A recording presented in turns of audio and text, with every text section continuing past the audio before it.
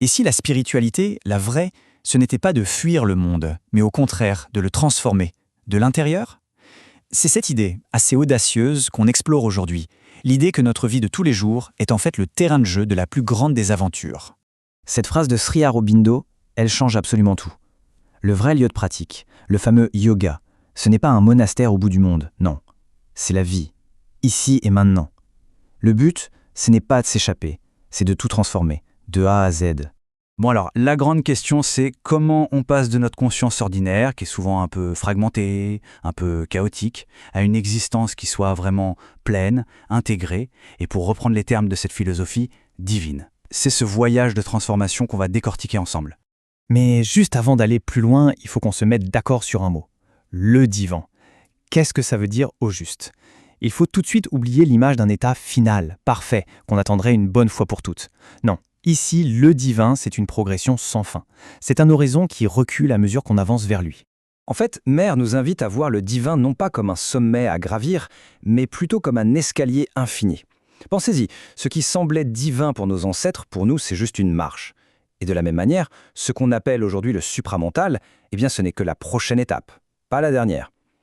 La perfection, c'est un chemin, pas une destination. Et cette vision des choses illustre ça parfaitement.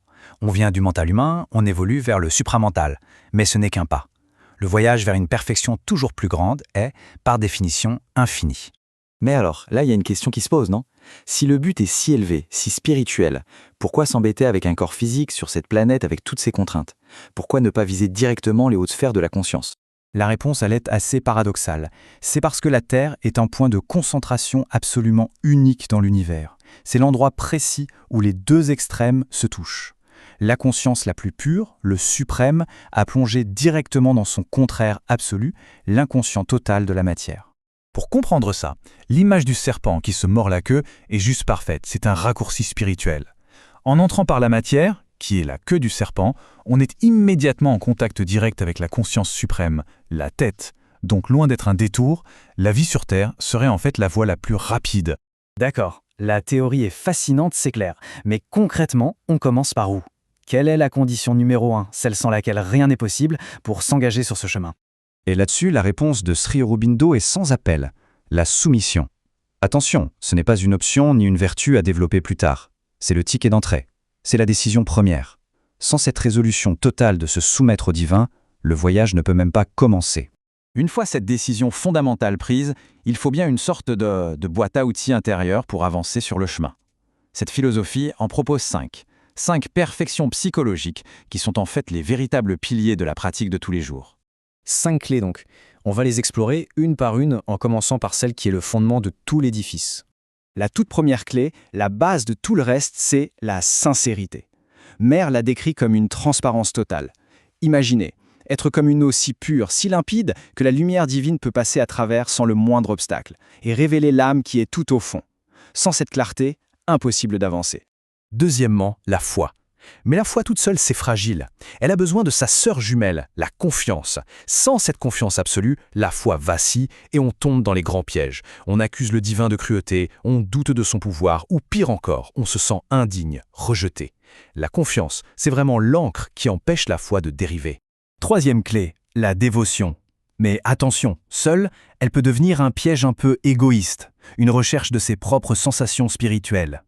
Par contre, quand on y ajoute la gratitude, tout change.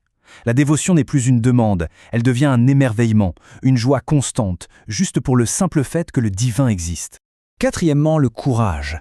Pas la force brute, pas le courage du guerrier, non, quelque chose de bien plus exaltant, le goût de l'aventure suprême.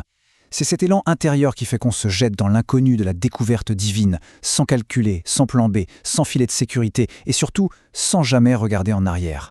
Et enfin, l'endurance. C'est peut-être la qualité la moins glamour de toutes, mais c'est sans doute la plus cruciale. C'est cette capacité à se relever après chaque chute, à faire face 1000 fois au même obstacle, non pas avec désespoir, mais avec cette résolution froide de continuer, quoi qu'il arrive, jusqu'à la victoire. Alors, après un chemin si exigeant, on peut se demander « mais quelle est la garantie? Qu'est-ce qui assure, tout au bout du compte, qu'on y arrivera ?» La réponse de Menner est aussi simple que redoutable. La victoire est au plus obstiné.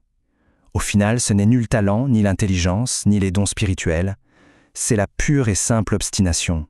C'est la capacité à tenir bon 1 minute de plus, 1 jour de plus, une vie de plus que ses propres résistances.